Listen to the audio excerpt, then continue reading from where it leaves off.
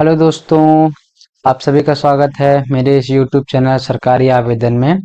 तो आज मैं आप लोगों के लिए लेके आया हूँ कि जो एमसीसी है, मेडिकल काउंसिल, वो क्या किया है कि एक नया अपडेट निकाला है, इन्फॉर्मेशन बुलेटिन, उसके बारे में बताऊंगा। तो उससे पहले मैं आपको कुछ चीज़ें बता दे रहा हूँ कि जो भी डॉक्यूमेंट्स लगेंगे उसके लिए मैंने वीडियो बनाया हुआ है। जैसे कि निवास प्रमाण पत्र के लिए बनाया है, यूनियन बैंक में आप अकाउंट कैसे खोल सकते हैं, इसका मैंने वीडियो बनाया हुआ है। तो इन वीडियोस का लिंक मैं आपको डिस्क्रिप्शन में दे दूंगा, आप वहां से देख लीजिएगा। और आय प्रमाण पत्र का भी यहाँ पे है, तो आय प्रमाण पत्र का भी यहाँ पे लिंक है या वीडियो बनाया हुआ है, तो आप इन सबको देख लीजिएगा हमारे प्लेलिस्ट में जाके। और प्लेलिस्ट में कौन से वाले में जाके देखेंगे, तो आप इस वाले प्लेलिस्ट में जाके देख सकते हैं। इसमें गवर्नमेंट सर्टिफिकेट्स में यहाँ पे आपको सारे वीडियोस मिल जाएंगे। गवर्नमेंट सर्टिफिकेट वाले कॉलम में आपके सारे वीडियो प्लेलिस्ट में सारे वीडियोस आपको मिल जाएंगे जो भी डॉक्यूमेंट से रिलेटेड हैं। तो चलिए हम वीडियो को शुरू करते हैं। अब शुरू करने से पहले एक चीज मैं आपको और बता देना चाहता हूँ कि जो एमसीसी है उसमें से कुछ मेजर अपडेट्स हैं, उसको आप देख लीजिएगा। तो इस वीडियो पे लास्ट तक बने रहिएगा। और मैंने अभी तक किसी वीडियो में ऐसा नहीं बोला है कि आप लास्ट तक बने रहिए, बट इसमें ज़रूरत है आपके लिए, कुछ इन्फॉर्मेशन है जो कि बहुत ज़रूरी है। जो भी एमसीसी की काउंसलिंग करवाना चाहते हैं तो आप इस वीडियो में बने रहिएगा। और अगर वीडियो अच्छी लगे तो लाइक करिएगा, और जो भी नए हो वो चैनल को सब्सक्राइब कर लीजिएगा। तो चलिए हम शुरू करते हैं वीडियो को। तो ये वाला पीडीएफ मैंने डाउनलोड करके रखा है आप लोगों के लिए, मैं इसका लिंक डिस्क्रिप्शन में दे दूंगा, या तो आप डायरेक्ट एमसीसी की वेबसाइट से जाके डाउनलोड कर सकते हैं। तो कुछ चीजें मैंने यहाँ पे हाईलाइट करके रखी है और कुछ चीजें मैं आपको हाईलाइट करके बता दूंगा। तो चलिए देखते हैं कि एमसीसी का है NEET, NEET UG, MBBS, BDS और बीएससी नर्सिंग, इन तीनों के लिए काउंसलिंग यहाँ से होती है। कहाँ से? एमसीसी की वेबसाइट से। तो MBBS, BDS and BSc nursing के लिए काउंसलिंग होगी 2023। तो हम आगे देखते हैं अपने काउंसलिंग में। तो आगे धीरे धीरे हम आगे बढ़ते जाएंगे और आपको बताते जाएंगे सारे पेज में क्या क्या कुछ कुछ चीजें हैं जो मेजर अपडेट हैं। जो इम्पोर्टेंट है वो मैंने मार्क किया हुआ है, हाईलाइट किया हुआ है, तो उसके बारे में मैं आपको बता दूंगा। पहला क्या है कि the security deposit will be forfeit if a candidate who has been allotted seat in the second round and the subsequent round and does not join the respective institute। मतलब सिक्योरिटी डिपॉजिट उसी का इसमें add किया जाएगा जिसको second round या उसके around, जो सेकेंड राउंड या उसके अराउंड जो होता है, थर्ड राउंड या कि एक्स्ट्रा वैकेंसी राउंड, इसमें आपको सीट अलॉटमेंट नहीं हुआ होता है। और आगे क्या है कि इसके आगे एक ये आपको है जानने लायक कि जो एमसीसी है डज नॉट चेंज और एडिट और modify alter alter any information. मतलब आपकी कुछ भी इंफॉर्मेशन एमसीसी चेंज नहीं करता है। जैसे कि डे डीओ name, DOB, category, nationality and contact details, इसको जो आपने एनटीए में फिल किया हुआ है जब आपने फॉर्म भरते टाइम पे, उन्हीं डॉक्यूमेंट्स को ये एक्सेप्ट कर लेता है। जैसे आप रजिस्ट्रेशन नंबर इसमें डालते हैं तो यह कोई भी डाटा चेंज नहीं करता है। और यहाँ बताया हुआ है कि the data entered by the candidate at the time of registration on NTA portal will be pre populated and will be used for the counselling. मतलब जो डाटा आपने इसमें एनटीए के रजिस्ट्रेशन के टाइम पे दिया था उसी को ये डाटा कॉपी कर लेते हैं, या एमसीसी वाले वहीं से डाटा ले लेते हैं, तो आपके डाटा में कोई चेंजेस नहीं आएगा। और आगे क्या है कि नो कम्युनिकेशन। और ये इसका मतलब क्या है, इस टॉपिक इसको मेंशन करने का मतलब है कि कोई आपको कॉल करके अगर ऐसा बोलता है कि मैं एमसीसी से बात कर रहा हूँ, आप मुझे इतना पैसा दे दो, मैं आपको गवर्नमेंट मेडिकल कॉलेज दिलवा दूंगा, एम्स, जिपमर या और भी कोई कॉलेज हैं, और भी बहुत सारे सेंट्रल कॉलेज हैं, इन सबको। तो यहाँ पे भी इनने मेंशन किया है कि no communication will be directly send on the candidates, they are advised to be touch with the website on the regular basis any update। मतलब आपको वेबसाइट से ही अपडेट लेनी है। मतलब कि जो भी आपको अपडेट लेनी है वो आप डायरेक्ट वेबसाइट से ही लीजिएगा, कहीं और से नहीं लीजिएगा। कोई आपको कॉल करके न बोले कि अगर मैं आपका एडमिशन करा दे रहा हूँ, तो वो फ्रॉड है, क्योंकि एमसीसी सीधा आपसे कनेक्ट करेगा किससे? वेबसाइट के थ्रू, ना तो मेल के थ्रू, ना तो कॉल के थ्रू। और आगे क्या है, candidates are advise to use your mobile number, email id used by them during the registration of NTA website for the MCC counseling registration process, since OTP will only be sent those mobile numbers and email ID. मतलब इसका मतलब क्या है कि जो आपने NTA के registration के टाइम पे अपना मोबाइल नंबर और मेल आईडी दिया था, उसी पे ये ओटीपी भेजेगा, और आप चेंज शायद नहीं कर सकते हैं इस चीज को। मेल आईडी और मोबाइल नंबर आप यहाँ पे चेंज नहीं कर सकते हैं, या कभी कभी कंडीशन में क्या होगा कि चेंज करने को दे भी सकता है, लेकिन ये ऐसा मेंशन किया है तो मेरे हिसाब से नहीं देगा। और क्या है कि the security amount will be refunded to the same account from where the security amount was initially deposited by the candidate. मतलब जैसे कि हर किसी का क्वेश्चन रहता है कि रिफंड अमाउंट कहाँ आएगा, तो रिफंड अमाउंट वहीं आएगा जहां से आपने पेमेंट किया है। जैसे आप रिफंड का फॉर्म भरेंगे तो वो अमाउंट वहीं आ जाएगा जहां से आपने पेमेंट किया है। तो अगर आप साइबर से करवाते हैं तो उसको बोलिएगा कि आपके अकाउंट से पेमेंट हो, नहीं तो वो रिफंड साइबर वाले के अकाउंट में आ जाएगा। ये भी एक बहुत बड़ी बात है, तो इसको भी आप ध्यान में रखिएगा। और ये क्या है, एब्रीविएशन दिया हुआ है सारे कॉलेजेस का, किस कॉलेज का क्या नाम है, और यहाँ पे दिया हुआ है इंडेक्स के किस पेजेस में क्या क्या है। जैसे कि 7 से 8 पेज में नीट यूजी काउंसलिंग के बारे में बताया हुआ है, और एमसीसी रूल्स के बारे में बताया हुआ है, 9 में all India Kota, deemed university, ऐसे ही करके सारा कुछ बताया गया है। तो हमारा जो मेजर है ये है फीस, और क्या है रिफंड पॉलिसी के बारे में। फीस और हमको रिफंड पॉलिसी को जानना है बहुत अच्छे से, बाकी सारी चीजें मैं बताऊंगा। और जो मेजर अपडेट जो इस साल अपडेट किया हुआ है एमसीसी, उसके बारे में भी मैं अभी आपको बताऊंगा। तो जैसा कि मैंने पहले बोला है कि आप वीडियो को लास्ट तक बने रहिएगा। तो ये है, आगे हम चलते हैं इसके।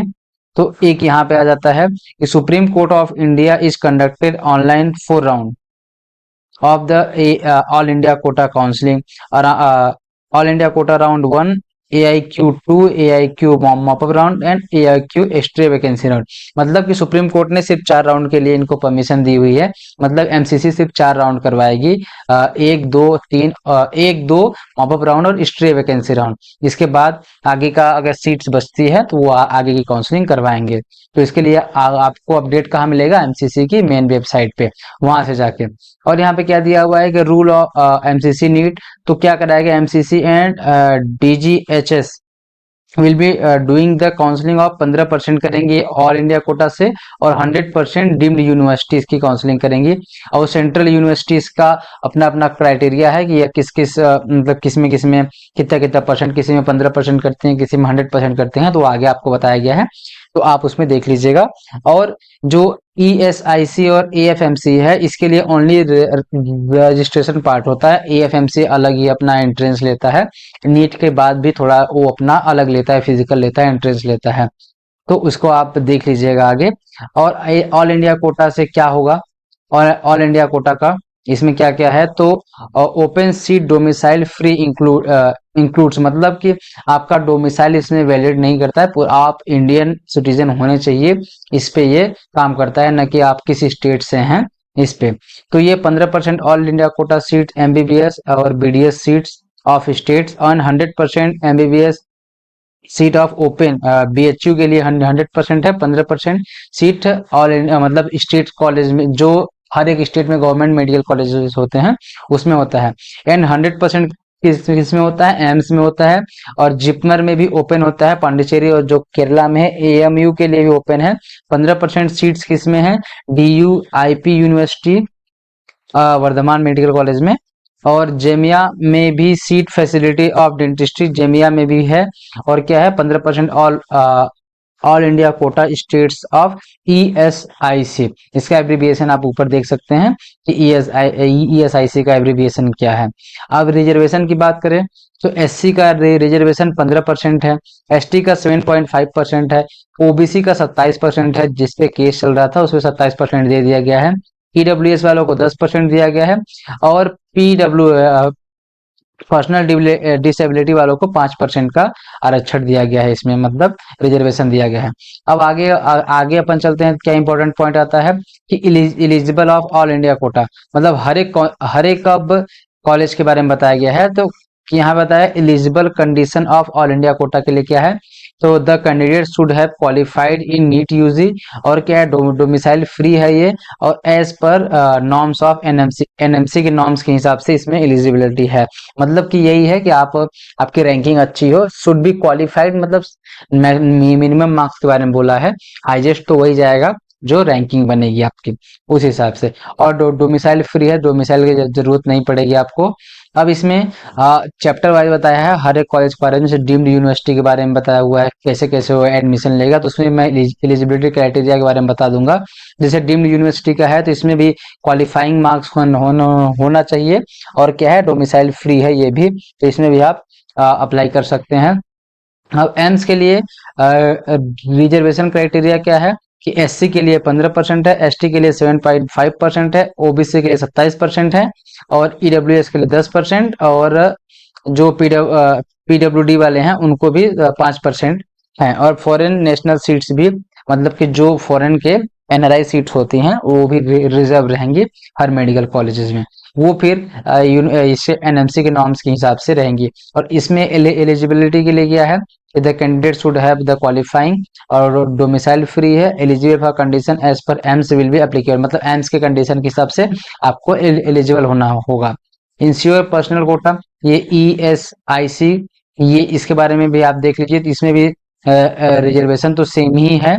और इसमें एलिजिबिलिटी का क्राइटेरिया क्या है, the candidate should have the ward of the ensure the personal certificate of district number, और candidate have the qualified all India exam NEET UG भी क्वालिफाई होना चाहिए, डोमिसाइल फ्री है, और रिजर्वेशन भी उसका जैसे आप सारे में बता लग रहा है वही रिजर्वेशन लगेगा। सेंट्रल यूनिवर्सिटीज का आप देख लीजिएगा। और आगे डीयू में जैसा बताया था 15% ऑल इंडिया कोटा से जाएगा, 85% स्टेट कोटा से जाएगा, जो कि दिल्ली वालों के लिए है 85%, तो उसका अलग रूल है।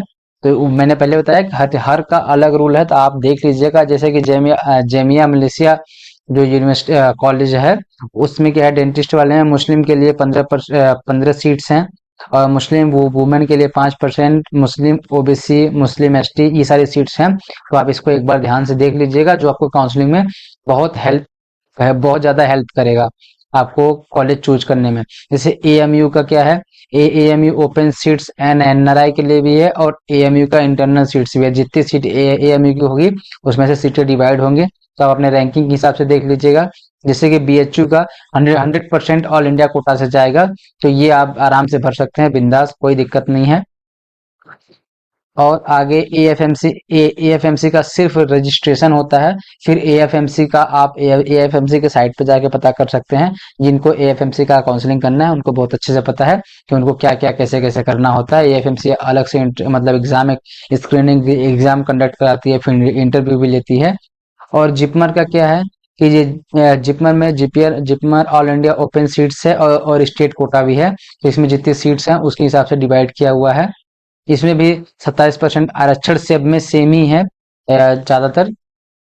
और आगे क्या है कि ये नर्सिंग वालों के लिए भी है, तो नर्सिंग वाले थोड़ा ध्यान दें इस पे, जिनको भी नर्सिंग की काउंसलिंग करनी है, तो उस पे क्या है कि the policy central government followed. और इसमें नर्सिंग में कितने कॉलेजेस इसमें आएंगे, ये मैंने पिछले वीडियो में जो एमसीसी का जो डेट्स आया था उसका बताया था। उसमें मैंने कॉलेजेस के बारे में बताया था कि कौन कौन से कॉलेज इसमें आएंगे, तो आप उस वीडियो को जरूर देख लीजिएगा, उसका लिंक मैं डिस्क्रिप्शन में दे दूंगा। तो ये आपका नर्सिंग कॉलेज के लिए भी सेम सेम ही रिजर्वेशन है इसमें भी, और इसकी एलिजिबिलिटी भी सेम ही है जितने जैसा कि उसमें है। रोस्टर अलग ही है इसमें कुछ, और ये सारी चीजें यहाँ पे दिया हुआ है। CW कन्वर्सेशन ये भी है। और क्या है, registration process and counselling process, ये जो रजिस्ट्रेशन जब स्टार्ट होगा तो मैं आपको एक सेपरेट वीडियो ले आऊंगा, उसमें आप देख लीजिएगा स्टेप बाय स्टेप कि कैसे कैसे रजिस्ट्रेशन होता है, वो मैं बता दूंगा। अब देखिए इसमें क्या हुआ है कि राउंड वन में क्या है, राउंड वन में आपको क्या क्या करना है, तो मेन काउंसलिंग रजिस्ट्रेशन यहाँ पे होता है, और पेमेंट होता है non refundable registration fees and refundable registration fees, मतलब जो सिक्योरिटी फीस होती है वो यहाँ पे पेमेंट होगी। और एक exercising the choice and locking the all the day, first round का काउंसलिंग ये आ जाएगा। तो फिर आपका क्या होगा, आप जैसे इसका अलॉटमेंट आता है, आपको सारा अलॉटमेंट पे पेमेंट करने के बाद आपको कॉलेज में जाना होता है और कॉलेज में अपना सारा डॉक्यूमेंट मतलब ओरिजिनल डॉक्यूमेंट दिखा के वेरीफाई करना होता है। इसके बाद सेकेंड राउंड में भी आप रजिस्ट्रेशन कर सकते हैं। सेकेंड राउंड में क्या, candidate who registered first round and did not get a seat allotment are not required to register also, and candidate who have not reported in round one need not to be again। मतलब इसमें क्या है कि आपको fresh, जो जिनने face first round में registration करवा लिया है वो, और जिनने फर्स्ट राउंड में रजिस्ट्रेशन जिनको फर्स्ट राउंड में कॉलेज अलॉट हुआ था उनने नहीं लिया है, उनको रजिस्ट्रेशन कराने की जरूरत नहीं है। रेस्ट जिनको भी जिनने फर्स्ट राउंड में कुछ भी नहीं किया था उनके लिए रजिस्ट्रेशन करवाने की जरूरत है। इसमें आपको फ्रेश चॉइस फिलिंग करनी पड़ेगी और वही प्रोसेस है, फिर आपको कॉलेज अलॉट होगा और आपको जाके वहाँ पे डॉक्यूमेंट सबमिट करवाना पड़ेगा। और क्या है, थर्ड राउंड में भी सेम सेम वही है, जिनने फर्स्ट और सेकंड राउंड में रजिस्ट्रेशन करा लिया उनको नहीं कराना है, और फ्रेश रजिस्ट्रेशन भी आप करवा सकते हैं। और आपको फीस पेमेंट करनी पड़ेगी, जो भी वहाँ पे पेमेंट का ऑप्शन होगा, जितनी फीस पेमेंट करनी पड़ेगी। और फाइनल स्टे वैकेंसी राउंड, जो स्टे वैकेंसी राउंड होता है उसमें भी आपको फ्रेश रजिस्ट्रेशन आप कर सकते हैं, और फाइनल स्टे वैकेंसी राउंड में भी। और आप जिनने फर्स्ट सेकंड या थर्ड राउंड में रजिस्ट्रेशन कर लिया उनको रजिस्ट्रेशन करने की जरूरत नहीं पड़ती है। अब यहीं पे एक बहुत ही बड़ा इंपॉर्टेंट बात है, बहुत ही ज्यादा अपडेट आया, मतलब बहुत बड़ी अपडेट आई हुई है यहाँ पे। इसको हम देखते हैं और इसको आप भी पढ़ लीजिएगा। यहाँ पे मैं बता देता हूँ कि if candidate is also allotted a seat in stray vacancy round, मतलब अगर कैंडिडेट्स को स्ट्रे वैकेंसी राउंड में सीट अलॉट हुआ है, he has not join the allocated seat और कॉलेज, अगर वह उस कॉलेज में ज्वाइन नहीं करता है, if the candidate does not join the allotted seat, he और she will debarred from the NEET examination for 1 year along with the forfeit of fees. मतलब कि आपने जो फीस जमा की थी वो तो जब तो हो ही जाएगी, और आप 1 साल के लिए एमसीसी की काउंसलिंग में पार्टिसिपेट नहीं कर सकते हैं। एग्जाम दे सकते हैं लेकिन एमसीसी की काउंसलिंग में पार्टिसिपेट नहीं कर सकते हैं। और आप स्टेट स्टेट मतलब जो भी स्टेट की काउंसलिंग होती है उसमें आप पार्टिसिपेट कर सकते हैं। मतलब कि ये है कि पिछले साल ऐसा था, पहले ऐसा होता था कि 2 साल के लिए आपको रिस्ट्रिक्टेड करता था एनसीसी, लेकिन अब क्या है, 1 साल के लिए रिस्ट्रिक्टेड करता है ये। तो ये एक मेजर अपडेट था जो मुझे आपको बतानी थी। तो ये रही आपकी अपडेट। अब इसके बाद आप फ्रिक्वेंटली आस्क क्वेश्चन है, आप इनको पढ़ लीजिएगा। जो समझ में नहीं आता है तो आप डेफिनेटली कमेंट बॉक्स में कमेंट करिएगा, और आपकी ज्यादा बड़ी प्रॉब्लम होगी तो आप मेरे सोशल मीडिया इंस्टाग्राम से जुड़ सकते हैं। इंस्टाग्राम, फेसबुक, ट्विटर, कहीं से भी जुड़ के आप मेरे को मैसेज कर सकते हैं। उसका लिंक मैं डिस्क्रिप्शन में दे दूंगा, तो आप वहां भी फॉलो कर लें हमको, क्योंकि जो भी अपडेट होगा मैं आपको बताता रहूंगा। अब सेकेंड जो सबका क्वेश्चन है कि फीस कितनी लगेगी इसमें, तो मैं आपको बता दूं, उसको देखने से पहले ही, आपको दिखाने से पहले, कि फीस बहुत ही ज्यादा कम लगती है। जिनकी रैंकिंग है अच्छी वो काउंसलिंग करवाएं, इसमें बहुत ज्यादा दिक्कत नहीं है, बहुत कम फीस लगती है। आइए मैं आपको दिखा भी देता हूँ फीस कितनी लगती है medical, dental and nursing seats के लिए। तो फॉर डीम्ड यूनिवर्सिटी आपको अलग अलग पे करना पड़ेगा, सेंट्रल यूनिवर्सिटीज के अलग, डीम्ड यूनिवर्सिटीज के लिए अलग। तो पहले शायद फीस ज्यादा थी, अब क्या है, थोड़ी फीस कम है। तो नॉन रिफंडेबल फीस कितनी है, 5,000, जो कि आपको रजिस्ट्रेशन के टाइम पे देंगे, तो वो नॉन रिफंडेबल फीस है। और रिफंडेबल फीस कितनी है, जो आप डीम्ड यूनिवर्सिटीज के लिए काउंसलिंग अगर करते हैं तो 2 लाख रुपए जो आप जमा करते हो वो आपको रिफंड हो जाती है। मतलब आपको कितना जमा करना पड़ेगा, 2,05,000 रुपए आपको जमा करना पड़ेगा, जिसमें से आपको 2 लाख रिफंड हो जाता है, और 5,00,000 रिफंड नहीं होता है। और ये जो फीस रिफंड होती है आपकी सारी काउंसलिंग प्रोसेस कंप्लीट होने के बाद, आप जब अपना लॉगिन, मतलब आईडी पासवर्ड से लॉगिन करेंगे एमसीसी की वेबसाइट पे, वहां पे आपको रिफंड का ऑप्शन आता है, उस पर आप क्लिक करेंगे तो आपकी फीस रिफंड हो जाती है। शायद जिसमें से कुछ कटती भी है वो आपको उस टाइम पे बता दिया जाएगा। अब क्या है, जो 15% ऑल इंडिया कोटा की काउंसलिंग होती है, जो सेंट्रल यूनिवर्सिटीज के लिए होती है, ये तो डीम्ड यूनिवर्सिटीज का हो गया कि आप अगर डीम्ड यूनिवर्सिटीज में काउंसलिंग करते हैं तो। लेकिन जिनकी रैंकिंग अच्छी है, जिनके 650 प्लस नंबर है या 700 प्लस नंबर है, उनके लिए क्या है, उनके लिए तो कुछ भी मतलब नाम मात्र का पैसा लगता है।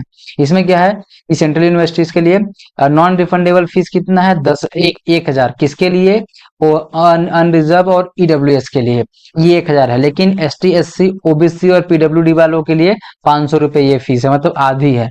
500 ये हो गई। और रिफंडेबल सिक्योरिटी अमाउंट कितना है? 10,000। किसके लिए? ईडब्ल्यूएस और अनरिजर्व के लिए, मतलब जनरल वालों के लिए। लेकिन यही फीस आधी हो जाती है किन के लिए? S T, S C, OBC, PWD वालों के लिए 5,000 हो जाती है। मतलब कि अगर आप रिजर्व कैटेगरी से आते हैं तो आपको 5500 रुपए में आपकी काउंसलिंग डन हो जाएगी पूरा। और अगर आप जनरल कैटेगरी से आते हैं तो आपकी 11,000 रुपए में पूरी काउंसलिंग हो जाएगी ऑल इंडिया की। तो फीस बहुत कम है। अगर आपको एम्स मिलता है तो वहां तो पूरी जितनी आपने यहाँ पे 11,000 रुपए दी उतने में आप तो पूरा एमबीबीएस कंप्लीट कर सकते हैं, क्योंकि वहां पे मेरे हिसाब से 1500 के आसपास ही फीस है 1 साल की। तो आपको अगर जिनकी रैंकिंग अच्छी है उनके लिए बहुत बहुत कॉन्ग्रेचुलेशन मेरी तरफ से। जिनको एम्स मिले दिल्ली का या कहीं का भी मिले, बहुत बड़ी बात है, आप वहां से करें। तो ये रहा आपका फ्रिक्वेंटली क्वेश्चन इसमें है। तो आप जो भी आपको डाउट आता है वो आप मेरे से पूछ लीजिएगा, या तो मेरे सोशल मीडिया पे या तो सीधा कमेंट करिएगा। मैं जरूर रिप्लाई करता हूँ। मैं, आप देख सकते हैं जो भी वीडियोस हैं मैं उस पे 24 घंटे के अंदर में आपका रिप्लाई कर दूंगा। ये वादा है। जो भी नीट के काउंसलिंग करेंगे उनका मैं 24 घंटे के अंदर में रिप्लाई कर दूंगा। तो ये रहा हमारा पूरा वीडियो। अगर वीडियो अच्छी लगी हो तो लाइक करना और अपने दोस्तों में भी शेयर करिएगा, और चैनल को भी सब्सक्राइब कर दीजिएगा और बेल आइकन को साथ में प्रेस कर लीजिएगा। Thanks for watching the video.